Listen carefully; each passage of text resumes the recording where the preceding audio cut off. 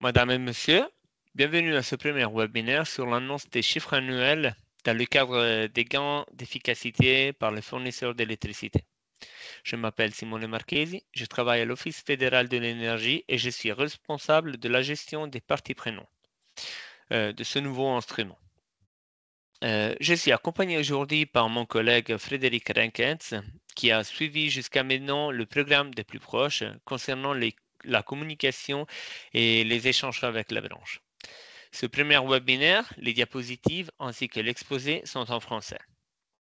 Vous trouvez de plus amples informations sur notre site web www.bfe.admin.ch/FL. Car pendant le webinaire, on a eu quelques problèmes techniques. Cet enregistrement a été pris dans un deuxième temps. Donc, clairement, cette partie du webinaire, enfin, cette slide ne sont pas valables pour ce que je communique maintenant.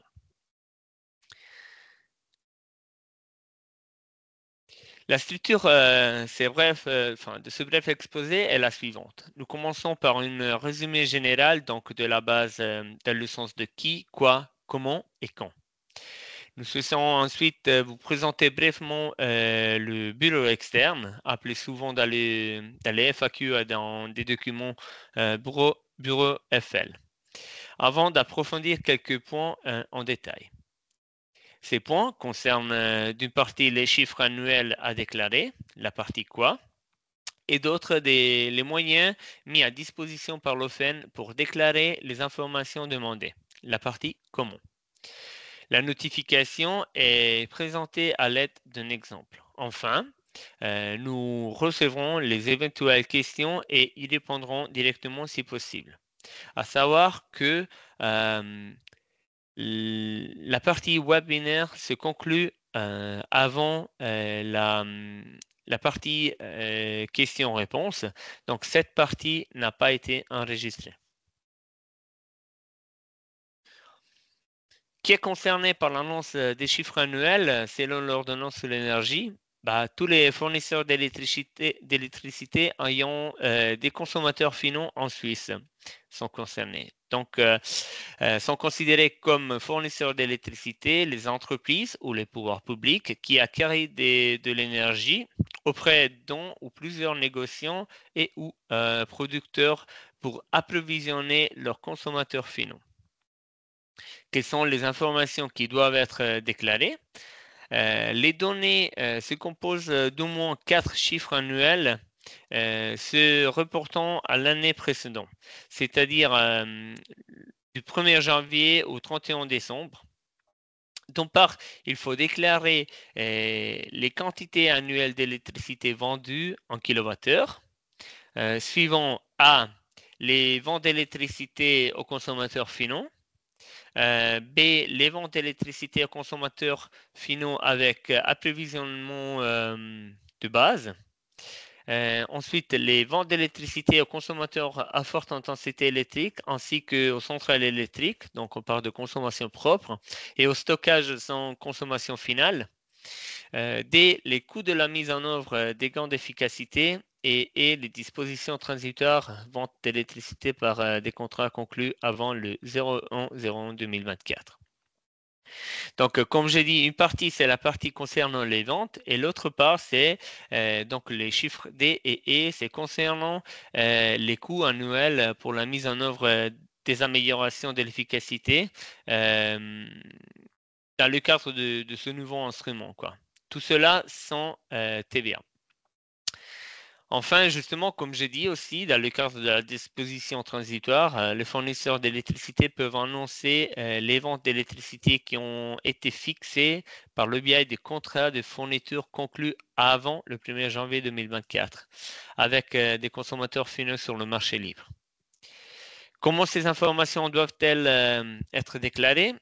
Le FEM met à disposition un formulaire de transmission électronique sur son site web Ce formulaire est géré par l'entreprise PrivacyFeed et sert déjà de solution de transmission numérique sécurisée pour d'autres autorités, par exemple pour des documents juridiques.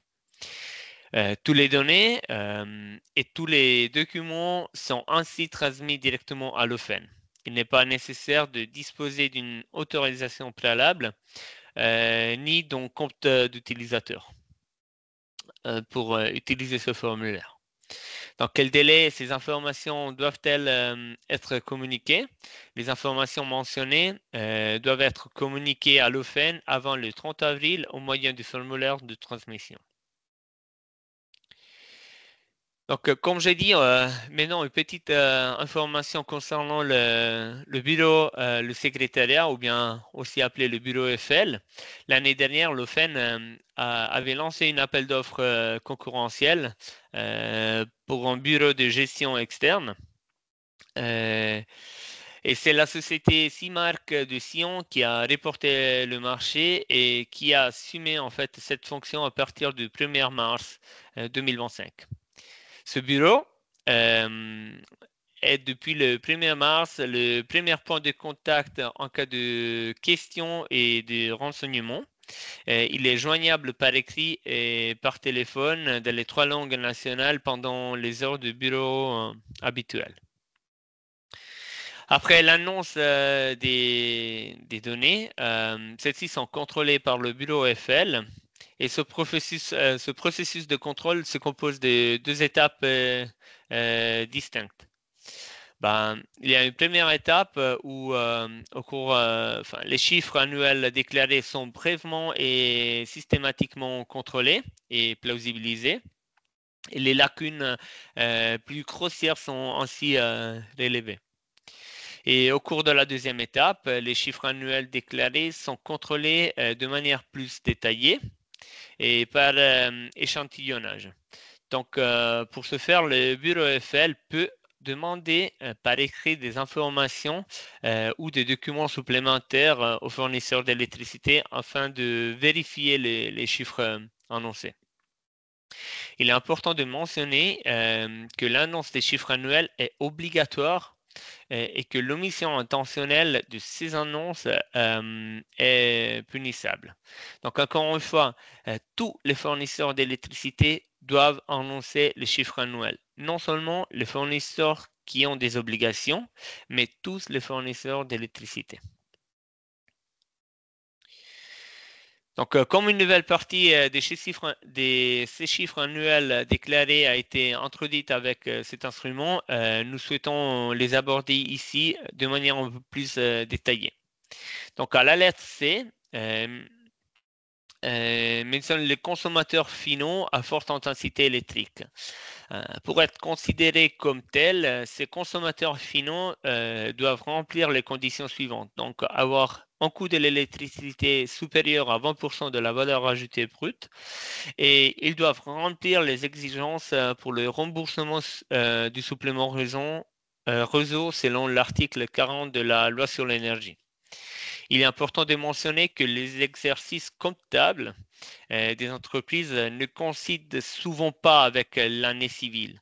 Donc, en raison de ce décalage, la dernière année pour laquelle les chiffres sont disponibles du remboursement du supplément réseau peuvent être utilisés en fait pour cette annonce. Cela correspond en principe à l'avant-dernière année civile. Maintenant, lorsque l'annonce des chiffres de vente d'électricité est faite, celui-là, il se réfère toujours à l'année précédente. Donc, vous annoncez les chiffres du 2024 et c'est possible que pour les fournisseurs à haute intensité, vous allez devoir utiliser les valeurs du 2023. Parce que c'est le moment où les chiffres concernant les remboursements sur le supplément du réseau sont disponibles. En ce qui concerne le point D, les coûts comprennent en fait tous les coûts de création de la gestion des gains d'efficacité, donc dans le cadre de ce nouveau instrument. On parle aussi de coûts, enfin, comme les coûts internes, administratifs, ainsi que les coûts des mises en œuvre ou d'acquisition de mesures. Ces données peuvent également être transmises à l'ELCOM dans le cadre de la répercussion des coûts pour des contrôles. Étant donné que les fournisseurs d'électricité n'avaient pas encore l'objectif l'année dernière, c'est-à-dire en 2024, aucun coût ne doit être indiqué pour cette année. En ce qui concerne le point E, les ventes d'électricité dans le cadre des contrats de fourniture conclus avant le 1er janvier 2024 ne peuvent être déclarées comme telles que jusqu'à la première possibilité de résiliation, donc sans pénalité, et au maximum pour les 3 premières années dans le cadre de cette disposition transitoire. Il est important de mentionner que la quantité d'électricité vendue sous le point C ne doit pas être soustraite par vous, en fait, dans la quantité d'électricité vendue, donc celle déclarée au point 1. Autrement, il y aurait une double soustraction car le système calcule déjà automatiquement. Donc, comme nous l'avons déjà mentionné, l'annonce est transmise via un formulaire de transmission électronique de l'entreprise Privacy. Celui-ci est disponible gratuitement sous l'onglet transmission électronique sur le site web de l'OFEN, ou bien vous y arrivez aussi via Google, par exemple, en cherchant transmission électronique OFEN. Je vais vous montrer après. Les indications suivantes doivent être respectées. Donc, une seule annonce par fournisseur d'électricité peut être effectuée. Après l'envoi des données, l'utilisateur peut télécharger un reçu généré automatiquement et reportant la date et l'heure de la transmission. Donc, ce reçu sert de preuve de transmission, mais ne garantit pas l'exhaustivité et la conformité des données, clairement. S'il remarque d'éventuelles lacunes après coup, ils peuvent être signalés au bureau Eiffel par email, mais surtout pas, s'il vous plaît, retransmettre le formulaire de transmission. Enfin, nous vous demandons de vous assurer que la personne de contact indiquée sur le formulaire que je vais montrer tout de suite soit joignable par le moyen de contact indiqué en cas d'envoi électronique de la décision juridique à fin juin. Donc, encore une fois, vous y arrivez. Maintenant, j'ai mis les liens aussi. Donc, ou bien vous y arrivez aussi via Google, comme j'ai dit. Donc, transmission électronique des affaires et des documents. Vous avez ici un nouveau onglet, gain d'efficacité. Et sous cet onglet-là, vous trouvez le lien au formulaire de transmission électronique, tout comme les guides, les instructions pour l'annonce des chiffres annuels et pour les mesures antérieures. Donc, on va maintenant sur le formulaire. C'est important de savoir que le formulaire a comme un timer. Donc, il faut avoir les chiffres à la main. Vous ne pouvez pas le garder ouvert en background et puis retourner dans 2 heures avec les chiffres parce que autrement, il faut faire le refresh et puis vous perdez de toute façon les données. Donc, mieux vaut d'avoir déjà les chiffres à la main. Donc ici, cette partie, c'est la partie concernant le fournisseur d'électricité, donc le nom. Donc vous donnez ensuite le code OUID. Dans le cas, par exemple, d'une commune, vous donnez, donc si vous ne connaissez pas le code OUID, vous donnez 000.000.000. Donc 0, 0, 0. Donc 9 fois 0. Les codes X vous les trouvez sur le site de Swissgrid. Donc, dans la guide, on a aussi mis le lien. Et si vous avez plusieurs codes X, bah, utilisez celui que vous utilisez le plus souvent. Ensuite, bah, comme je dis ici, c'est les données normales enfin, du fournisseur d'électricité. Cette partie, par contre, c'est la partie concernant la personne de contact que je disais avant. Donc, soyez sûr que cette personne est joignable parce que sera la personne qui va recevoir la décision. Ensuite, vous choisissez la langue et puis vous cliquez sur chiffre annuel. Ensuite, ici, c'est les points qu'on a décrits avant dans la présentation et que vous trouvez encore une fois dans la guide sur le site de l'OFEN. Ensuite, si vous voulez, vous pouvez mettre un cœur de remarque. Vous pouvez mettre encore des annexes si nécessaire. Ensuite, vous cliquez sur si vous voulez recevoir par SMS, téléphone ou bien non, si vous voulez tout sous forme papier. Ensuite, vous cliquez sur envoyer de manière sécurisée.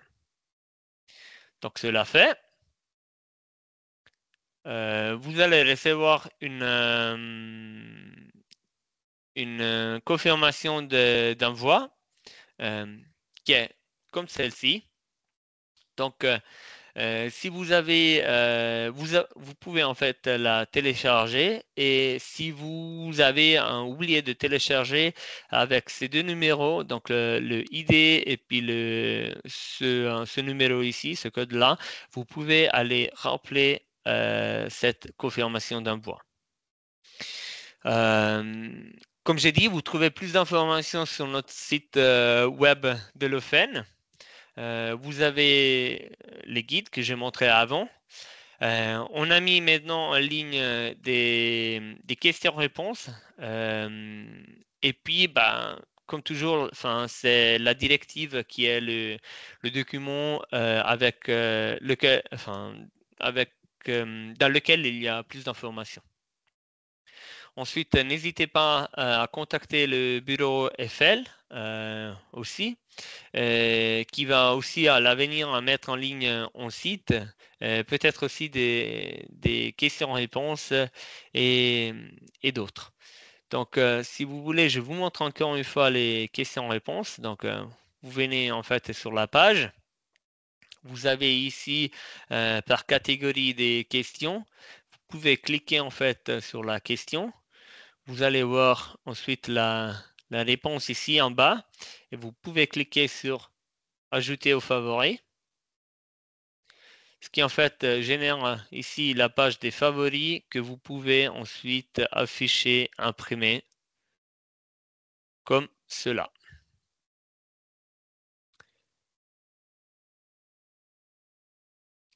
Donc, merci beaucoup en fait pour votre attention. Maintenant, on commence avec la partie questions et réponses.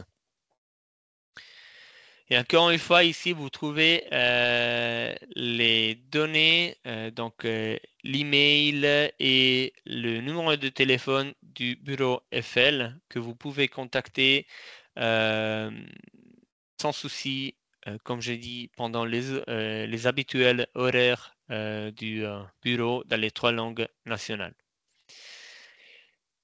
J'aimerais profiter de cette occasion pour remercier chaleureusement